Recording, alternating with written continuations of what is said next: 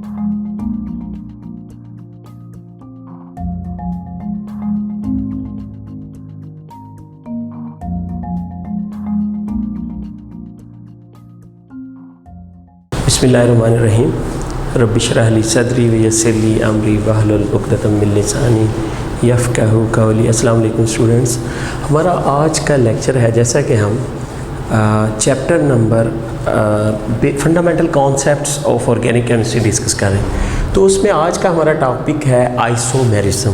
ठीक है, very important है।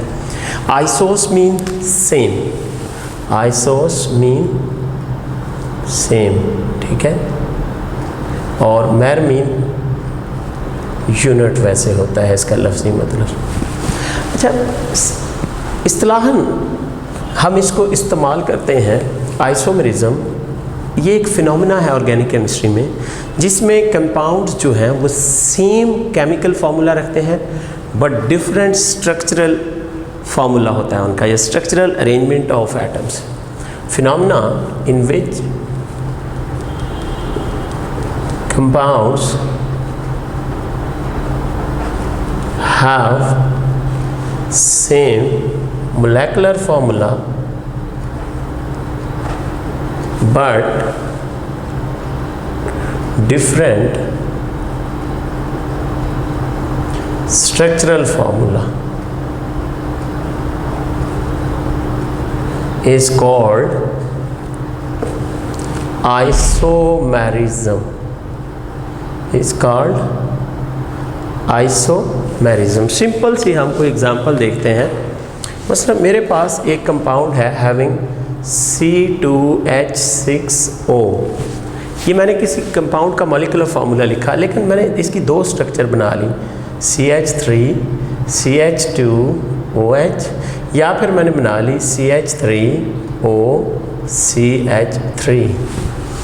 ये अल्कोहल है, ये ईथर है। आप देखो, अगर दो carbon 6 hydrogen 6 hydrogens, 1 oxygen 1 oxygen, same molecular formula but different structural formula, और उधर वो अल्कोहल है, इधर ये ईथर है। This phenomena is called isomerism. अब हमने देखना है आइसोमेरिज्म होती क्यों शो है। Very shortly, why isomerism? Basically you know कि ऑर्गेनिक केमिस्ट्री में कोवलेंट बॉन्ड से हम बातें करते हैं। ठीक है, कोवलेंट बॉन्ड की बात होती है, और कोवलेंट बॉन्ड की नेचर में दो चीज़ें हैं। एक तो ये डायरेक्शनल होता है, ठीक है, किसी ख़ास डायरेक्शन में ओरिएंट होता है, और दूसरा ये रिजिड होता है। क्या होता है?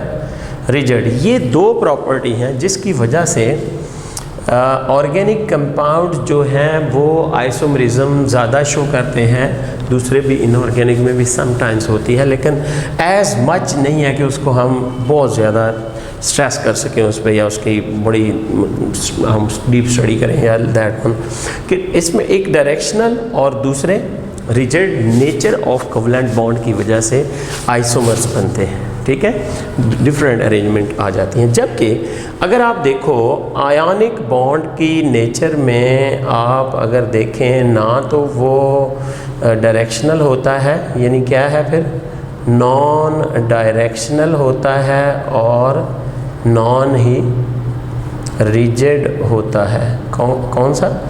Ionic bond. ठीक है, इसलिए आयनिक बॉन्ड में एज मच आइसोमेरिज्म नहीं देखी जाती। ठीक है, आइसोमर्स में हम मुख्तलिफ देखते हैं। अगर कार्बन 2 है तो कार्बन 2 में या 3 तक ये आइसोमेरिज्म शो नहीं होती। अल्केन्स में अगर आप देखो कार्बन 4 हो तो उसके साथ कितने एचेस होंगे? 10 एचेस होंगे। ठीक है जी, 10 एचेस। तो इसके दो आइसोमर आप देखते हो, एक ये स्ट्रेट चेन और दूसरा इसका ये वाला ब्रांच चेन। इसी तरह कार्बन 5 वाला जो अल्केन है उसमें 3 आइसोमर, अभी आप पढ़ चुके हैं, ये बड़ा पढ़ा है आपने, एन पेंटेन, आइसोपेंटेन, ठीक है, और नियो पेंटेन, ये आप पढ़ चुके हैं।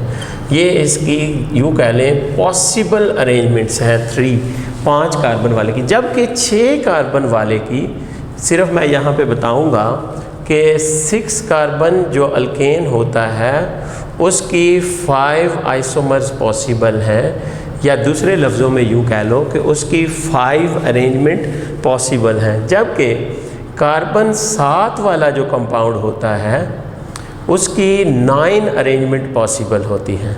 ठीक है, कितनी अरेंजमेंट, कितने आइसोमर्स, 9 आइसोमर्स तक बना सकता है ये जो, यानी आप सिंपल कह लो हेप्टेन। अगर ऑक्टेन की बात करो C8H18, तो इसके आइसोमर अगर आप देखें तो इट कैन हैव 18 आइसोमर्स। ठीक है, फिर ये नंबर एकदम से ये जंप करना शुरू हो जाएगी। अब कार्बन 9 वाला जो है, ये देखो कार्बन 9 वाला 35 आइसोमर, और कार्बन 10 वाला जो है वो 75 आइसोमर शो करता है। ठीक है, इसकी पॉसिबल अरेंजमेंट इतनी ज़्यादा है। ठीक है जी, तो अगर कार्बन जो है वो 30 तक चला जाए, कार्बन 30 तक, तो बात जो है वो मिलियंस तक चली जाएगी। फिर क्या है, कार्बन 30 में बात अब मिलियंस की तरफ जा रही है। ठीक है, बहुत ज़्यादा इसकी आइसोमर्स पॉसिबल हो सकती हैं, या पॉसिबल अरेंजमेंट हो सकती हैं कार्बन 30। इस तरह अगर इससे ज़्यादा है तो सो मैनी। तो हमने देखा कि जैसे जैसे नंबर ऑफ़ कार्बन बढ़ रहा है तो ऑब्वियसली उसकी अरेंजमेंट मुख्तलिफ, ये देखें किस तरह से नंबर ऑफ़ आइसोमर्स बढ़ रहे हैं। अब हम देखते हैं 2 किस्म की आइसोमरिज्म जो आपके सिलेबस में डिस्कस की गई है। एक तो है स्ट्रक्चरल आइसोमरिज्म और दूसरे है सिस ट्रांस आइसोमरिज्म। ठीक है, स्ट्रक्चरल आइसोमरिज्म में स्ट्रक्चर डिफरेंट होने से आपकी आइसोमरिज्म चेंज होती है, जबकि सिस ट्रांस आइसोमरिज्म को हम ज्योमेट्रिक आइसोमरिज्म का भी नाम देते हैं। ठीक है, इसके लिए कुछ रिक्वायरमेंट है। ठीक है, जिनको हम देखते हैं कि डबल बॉन्ड होना चाहिए कार्बन टू कार्बन, यानी वो क्यों होना चाहिए, रोटेशन को ब्लॉक करने के लिए डबल बॉन्ड की मौजूदगी इसके लिए ज़रूरी है, क्योंकि इसमें 2 तरह के आइसोमर बनते हैं। एक को हम सिस कहते हैं जिसमें similar substituent on the same side of the carbon होते हैं, cis mean same, trans mean opposite, और दूसरे जो आइसोमर इसमें बनेंगे वो होंगे ट्रांस, डबल बॉन्ड के ऑपोजिट साइड पे, यहाँ पे डबल बॉन्ड है तो ऑपोजिट साइड पे सब्स्टिट्यूएंट लगे हुए होंगे। तो इसकी 2 टाइप्स हैं। ठीक है, सबसे पहले हम डिस्कस करते हैं स्ट्रक्चरल आइसोमरिज्म में चेन आइसोमरिज्म। ठीक है, चेन आइसोमरिज्म में this isomerism differs in the nature of chain. क्या डिफरेंट है, नेचर ऑफ कार्बन चेन। ठीक है, कार्बन चेन कर लें, नेचर ऑफ कार्बन चेन। इसकी बड़ी अहम, बड़ी बहुत ही इम्पोर्टेंट एग्जांपल है ये आपके पास। ये अगर सिंगल बॉन्ड हो तो ये क्या है, एन पेंटेन। क्या है, एन पेंटेन। इसका दूसरा आइसोमर है आइसोपेंटेन। आइसो कब होता है, जब दूसरी कार्बन 2 पे एक सब्स्टिट्यूएंट लगे, दिस इज कॉल्ड आइसोपेंटेन, और दिस वन इज कॉल्ड, अब देखो है वही 5 कार्बन, अब 2 नंबर पे 2 कार्बन अटैच हुए हैं, दिस इज कॉल्ड नियोपेंटेन। ये क्या है, सारे के सारे चेन आइसोमर हैं। ये आइसोमरिज्म कार्बन चेन की नेचर तब्दील होती है इस आइसोमरिज्म में, जिसको हम कह रहे हैं चेन आइसोमरिज्म। और अब हम दूसरी आइसोमरिज्म की बात करते हैं, पोजीशन आइसोमरिज्म। पोजीशन आइसोमरिज्म में फंक्शनल ग्रुप की पोजीशन चेंज हो जाती है कार्बन चेन पे। पोजीशन आइसोमरिज्म अराइजेस किस वजह से, due to different position of, किस चीज़ की position, different position of functional group on carbon chain, on carbon chain. मसलन आप देखो, मसलन आपके पास ये 1 ब्यूटीन है। ठीक है, अगर डबल बॉन्ड आप इस कार्बन पे ले आओ इन 2 और 3 के दरमियान, तो ये क्या बन जाएगी? दिस वन इज योर, ऊपर वाली क्या थी? 1 ब्यूटीन, जबकि नीचे वाली क्या है? ये 1 2 पे डबल बॉन्ड है, 2 butene. This one is your 2 butene. ठीक हो गया। अब इसकी एक और एग्जांपल ले लेते हैं हम। कोई क्लोरीन लगा दो जी, ये देखिएगा CH3 अल्केन की CH2Cl, ये है N प्रोपाइल क्लोराइड, जबकि इसमें हमने कार्बन 1 पे क्लोराइड रखा हुआ है, जबकि इसके दूसरे आइसोमर में हमने कार्बन 2 पे क्लोराइड। आप देखें इनमें कार्बन हाइड्रोजन इन दोनों कंपाउंड में इक्वल है, इनमें भी इक्वल ही है। अब पोजीशन ऑफ फंक्शनल ग्रुप जो है दैट वेरीज, दैट डिफर्स। ठीक है, तो ये आपकी है पोजीशन आइसोमेरिज्म। उसके बाद है मेटामेरिज्म। ठीक है, मेटामेरिज्म। ठीक है, ये तीसरी टाइप है स्ट्रक्चरल आइसोमेरिज्म की तीसरी टाइप है मेटामेरिज्म। किस वजह से? Different length of carbon chain on either side of the functional group, different length of carbon, different length of carbon chain on either side of functional group, of functional group। ठीक है जी, different length. मतलब ये देखिएगा CH3CH2O और CH2CH3। आप देखो इधर भी 2 कार्बन है, इधर भी 2 कार्बन है, डाईथाइल ईथर। इसका मैं एक और आइसोमर ड्रा कर रहा हूँ, CH3CH2CH2CH3।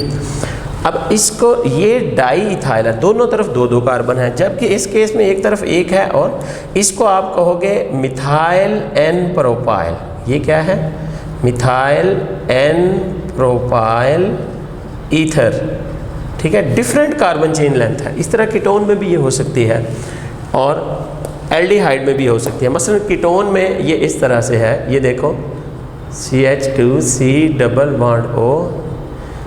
इस कंपाउंड का नाम तो आप जानते होंगे, 1 2 3 पेंटेनोन, पेंटानोन। कीटोन्स के एंड पे ON नहीं आता है, 3 पेंटेनोन।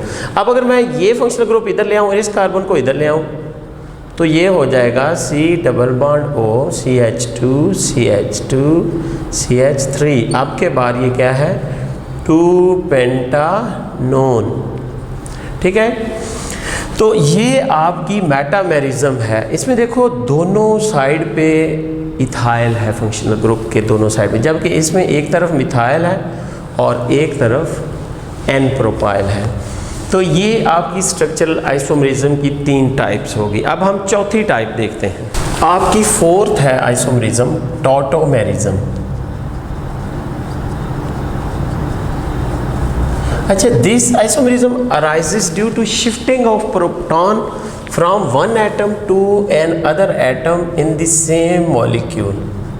This आइसोमेरिज्म यानी tautomerism arises due to shifting of proton from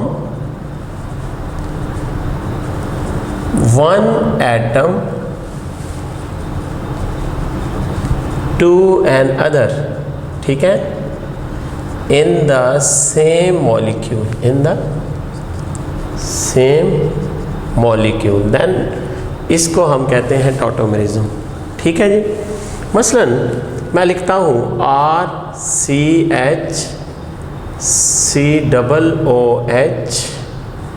NH2। अच्छा, ये सिंपल एक अमाइनो एसिड की डायग्राम है जनरल। ठीक है जी, तो ये कभी कभी होता यूँ है कि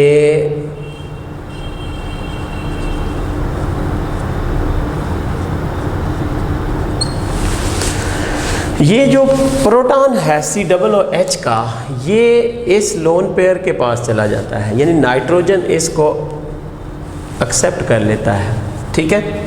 तो इसको हम कहते हैं फिर ज़्विटर आयन। ज़्वाई मीन टू, ज़्विटर आयन, यानी पॉजिटिव और नेगेटिव सेंटर एक ही मॉलिक्यूल के अंदर होते हैं।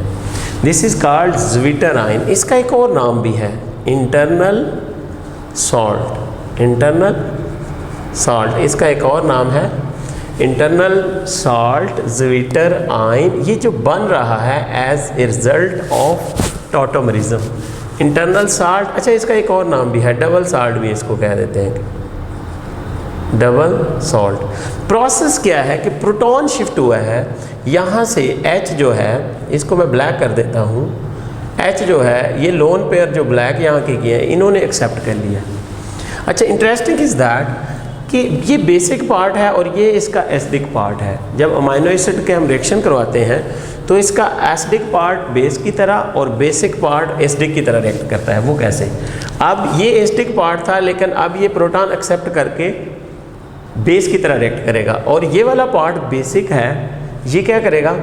बेसिक पार्ट जो है +3 अब इस पे आ गया है, अब ये प्रोटॉन दे देता है। प्रोटॉन दे के बेसिक पार्ट एसिड की तरह और एसिडिक पार्ट बेस की तरह रिएक्ट करता है। ये हम बात कर रहे थे टॉटोमेरिज्म की, जिसमें प्रोटॉन शिफ्ट हो जाए, दैट इज़ कॉल्ड टॉटोमेरिज्म। अब लास्टली हम डिस्कस करने जा रहे हैं जी functional group isomerism.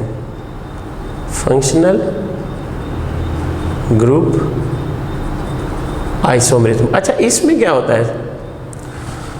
Same molecular formula but different functional groups in the molecule.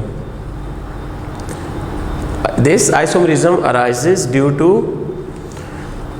You कह लें, या in this isomerism there is same molecular formula, यानी दो कंपाउंड हैं, डिफरेंट है, फंक्शनल ग्रुप डिफरेंट है, same molecular formula but different functional groups. Functional groups different हैं, दो कंपाउंड हैं, डिफरेंट फंक्शनल ग्रुप्स। आप देखो जी, डाई इथाइल ईथर, और इसके साथ ही मैंने लिख दिया इथाइल अल्कोहल। भाई देखो, दोनों के अंदर 2 कार्बन, 6 हाइड्रोजन और 1 ऑक्सीजन है, इसमें भी और इसमें भी। ये दोनों का सेम मॉलिक्यूलर फार्मूला है, हालांकि ये ईथर है और ये वाली जो है ये अल्कोहल है। देखें, बड़ा फ़र्क है, इनकी केमिकल प्रॉपर्टीज़ डिफरेंट, इनकी फिज़िकल प्रॉपर्टीज़ डिफरेंट, इनके स्ट्रक्चरल फार्मूलाज डिफरेंट। जस्ट क्या चीज़ सेम है? Molecular formula. याद रखना है। ईथर्स शो, आपको एमसीक्यूज में पूछा जाएगा, with which of the following ethers show the phenomena of isomerism.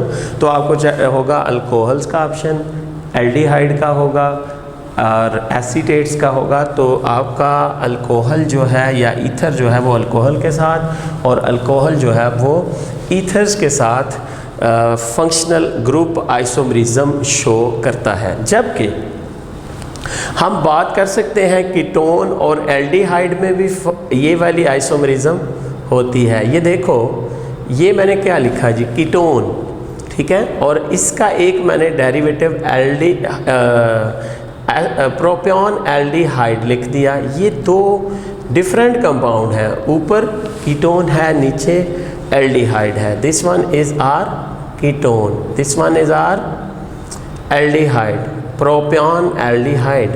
अच्छा, कहते हैं एल्डिहाइड और कीटोन भी आपस में फंक्शनल ग्रुप आइसोमर्स होते हैं, एक जैसी नंबर ऑफ कार्बन वाले। आप देखो, दोनों के अंदर कार्बन 2 है, दोनों के अंदर कार्बन 6 है, हाइड्रोजन 6 है और ऑक्सीजन 1 है। नहीं, कार्बन दोनों के अंदर 3 है, आप देख सकते हो, 3 कार्बन है और 6 हाइड्रोजन्स हैं और 1 ऑक्सीजन है। इसका मतलब ये हुआ, आपको ऑप्शन पूछ सकता है, ketones show the phenomena of isomerism with aldehyde, option होगा। आपको अल्कोहल, ईथर, एल्डिहाइड दिया जाएगा ऑप्शन में, तो आपका ये ऑप्शन दुरुस्त वन होगा। कौन से वाला? एल्डिहाइड के साथ कीटोन या कीटोन के साथ aldehyde functional group isomerism show कर सकते हैं। ठीक हो गया जी। हमारी नेक्स्ट आइसोमरिज्म है ज्योमेट्रिक आइसोमरिज्म, दिस वन, जिसको हमने सिस ट्रांस आइसोमरिज्म का नाम भी दिया है, सिस ट्रांस आइसोमेरिज्म। अच्छा, इसके लिए दो कंडीशंस होती हैं, ठीक है। Number one, there should be दो essential conditions, there should be carbon carbon double bond. क्यों? For restricted rotation, for restricted rotation, ठीक है जी। रिस्ट्रिक्टेड रोटेशन के लिए कि रोटेट ना करें कार्बन टू कार्बन बॉन्ड, ठीक है जी। अगर सिंगल है तो वो रोटेट कर सकता है, दो है तो नहीं कर सकता। ऐसे ही है जैसे एक आपके पास लकड़ी का प्लेन है, फट्टा है, आप उसमें एक कील लगाएं तो आप फट्टे के गिर्द फट्टे को कील के गिर्द घुमा सकते हो, लेकिन दो कील लगा दें उसमें तो वो नहीं घूमेगा, वो ब्लॉक हो जाएगी उसकी रोटेशन। और सेकंड ये है कि each double bonded carbon, each double bonded carbon must have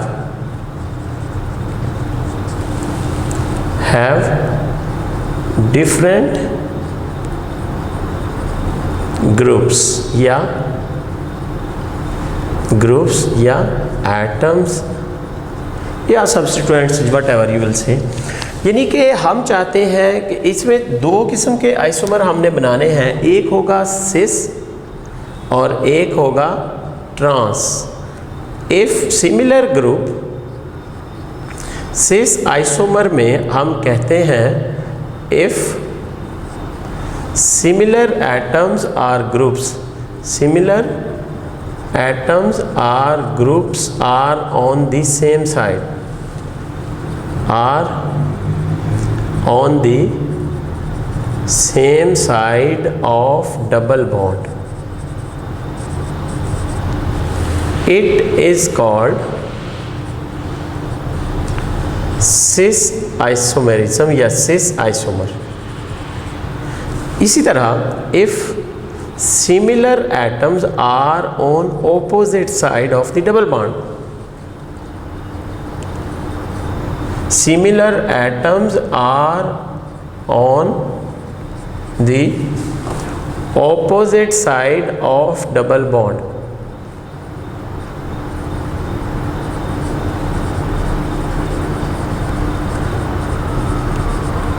it is called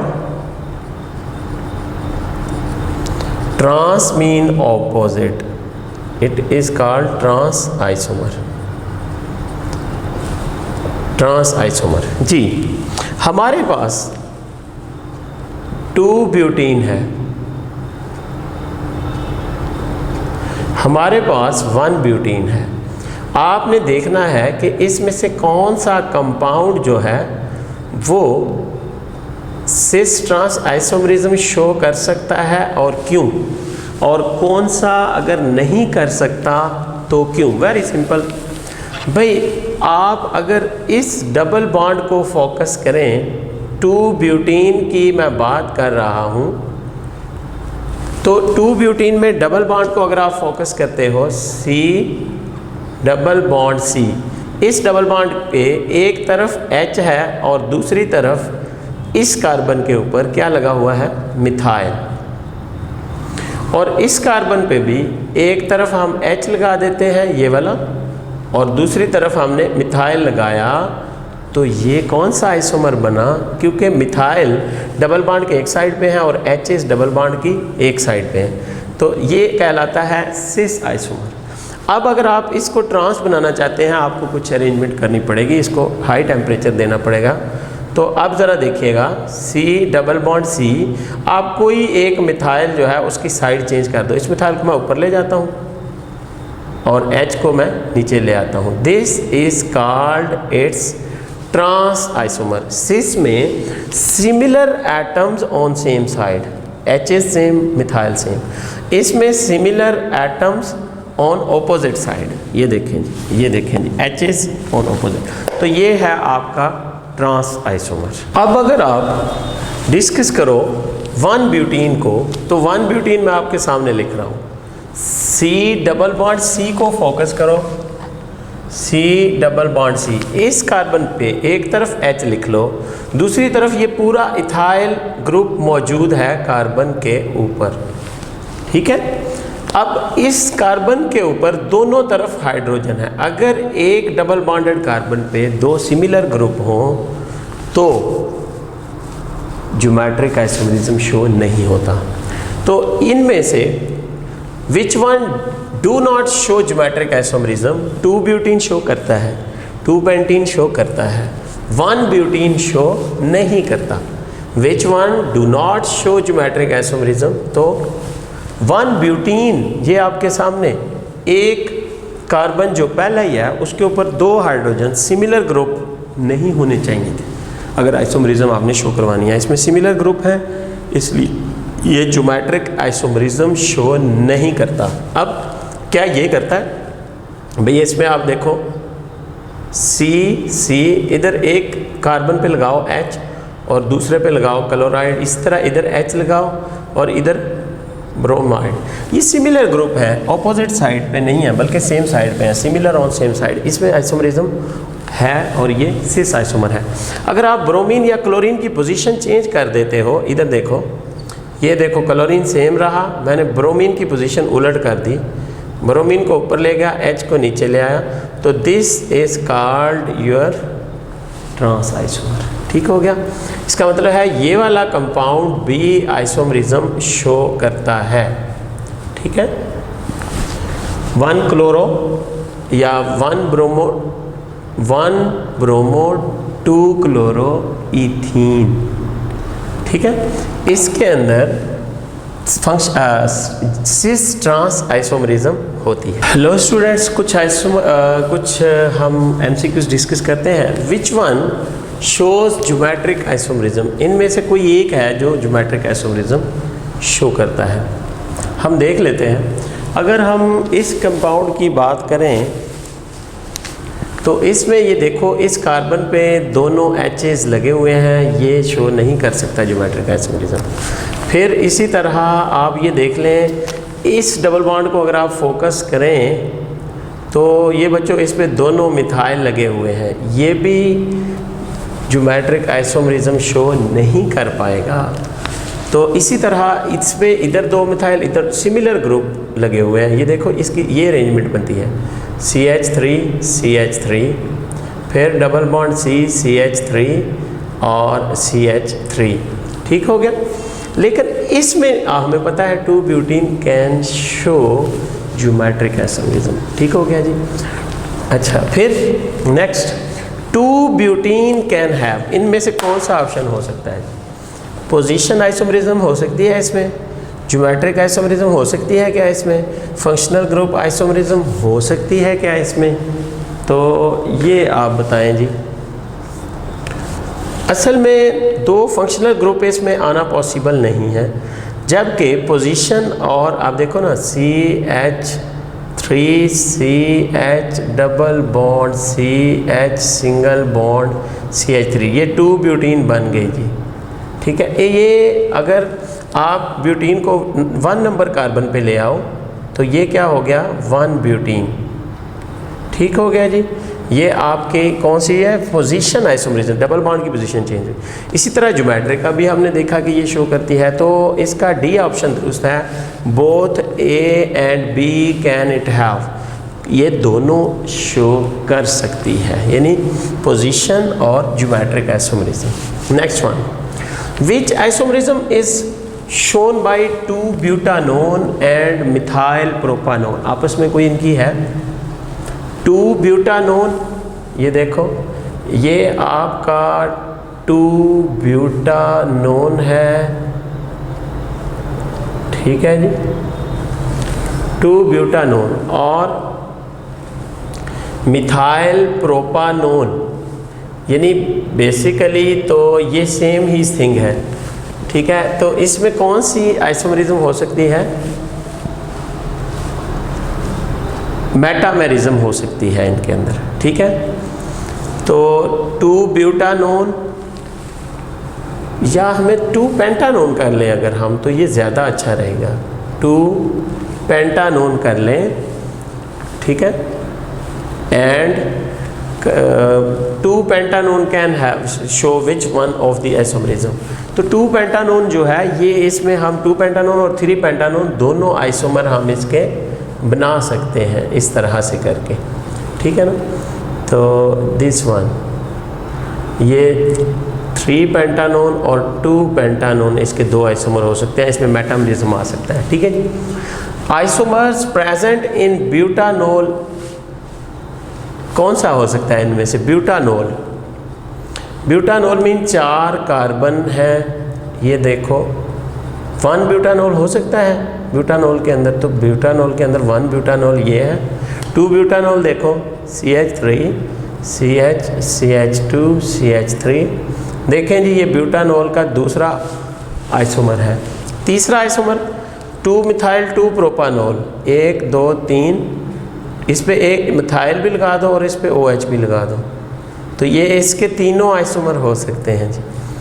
1 butanol 2 butanol 2 methyl 2 propanol, all of this, ये तमाम किस्म की ये आइसोमर ब्यूटानोल के अंदर पाए जा सकते हैं।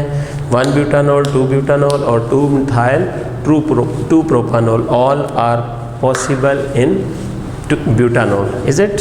हैं जी कुछ MCQs।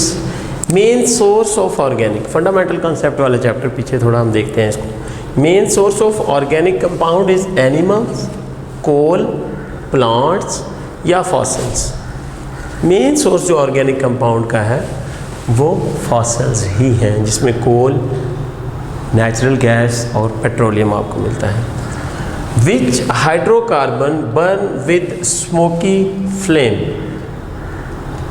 या सूटी फ्लेम जिसे कहते हैं, ठीक है, जिसमें कार्बन कंटेंट ज़्यादा होता है। C6H6 ये एरोमेटिक में बनता है, कार्बन की परसेंटेज ज़्यादा है, कार्बन कंटेंट ज़्यादा है, इसलिए इनका सूटी फ्लेम आता है, ठीक है, सूट बनाता है वो।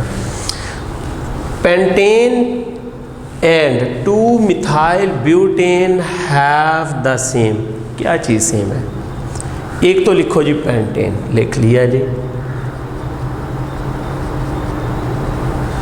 एंड 2 मिथाइल ब्यूटेन, ये पेंटेन है, इसी का आइसोमर है बेसिकली 2 मिथाइल ब्यूटेन। अच्छा, इनमें क्या चीज़ जो है वो सेम है? क्या इनका मेल्टिंग पॉइंट सेम है? नहीं, इसका मेल्टिंग पॉइंट ज़्यादा है, इसका कम है, ये स्फेरिकल हो जाते हैं। आइसो जो होते हैं वो स्फेरिकल, इनका मेल्टिंग पॉइंट लेस है और इसका हाई है, मेल्टिंग पॉइंट की बात कर रहा हूँ। अच्छा, बॉइलिंग पॉइंट भी इसका हाई है और इसका लेस है। और परसेंटेज कंपोजिशन और स्ट्रक्चरल फार्मूला भी डिफरेंट है, इसका और है, इसका और है, तो रह जाती है परसेंटेज कंपोजिशन, वो सेम होगी इनकी। यानी इनके अंदर चूँकि मॉलिक्यूलर फार्मूला सेम है C4H10 दोनों के अंदर, इसलिए परसेंटेज कंपोजिशन इनका सेम होगा। Next, which one shows high knocking, कौन सा फ्यूल है जो हाई नॉकिंग शो करता है? Poor fuel. देखें जी, N-पेंटेन, आइसोहेप्टेन, ये ब्रांच्ड हेप्टेन, आइसोऑक्टेन और N-हेप्टेन हमने पढ़ा है आर्बिट्रेरीली, हेप्टेन को हमने 0 फ्यूल वैल्यू दी हुई है, तो N-हेप्टेन सबसे हाई नॉकिंग शो करता है। अगर पूछा जाए विच फ्यूल शोज लोएस्ट नॉकिंग, यानी सबसे कम, सबसे अच्छा फ्यूल सबसे कम नॉकिंग करेगा, हमें पता है बुरा फ्यूल जो होता है वो हाई नॉकिंग देता है, बुरा फ्यूल हाई नॉकिंग, अच्छा सबसे बेस्ट फ्यूल लो नॉकिंग होगी, स्मूथली बर्न करेगा। Ether is represented as ROR, RCOR, RCOOH, ये क्या है? कार्बोक्सिलिक एसिड, और ये क्या है? अल्कोहल, और ये फिर किसका है? कीटोन्स। और ये किसका है फिर? ईथर्स, ROR, वाटर डेरिवेटिव्स भी इसको कहा जाता है। देखो ना, वाटर का अब ये ऑक्सीजन है, इसको हटा के इसकी जगह R ले आओ तो ये वाटर डेरिवेटिव है। इसी तरह अल्कोहल जो है वो भी वाटर डेरिवेटिव है। ये देखो OH है R के साथ। इस तरह फिनोल जो है वो भी वाटर डेरिवेटिव है। क्यों? ये देखो वही ऑक्सीजन, एक तरफ फिनाइल और एक तरफ H, एक तरफ H और अल्काइल, ये है वाटर और ये है इसके डेरिवेटिव्स। ये क्या है? अल्कोहल, ये क्या है? फिनोल, और ये क्या है? इसी तरह ये ऑक्सीजन सेंटर में, R साइडों में, तो this is called ether group. लो जी, ये आपका था fundamental concepts of organic compounds. आज ख़त्म हुआ। नेक्स्ट हम इंशाल्लाह एलिफेटिक हाइड्रोकार्बन शुरू करेंगे और उसमें हमारा मेन फोकस जो है नॉमेनक्लेचर पे होगा। अपना ख्याल रखिएगा। आई होप कि आप स्टडी कर रहे हैं। इंशाल्लाह। अल्लाह हाफिज़।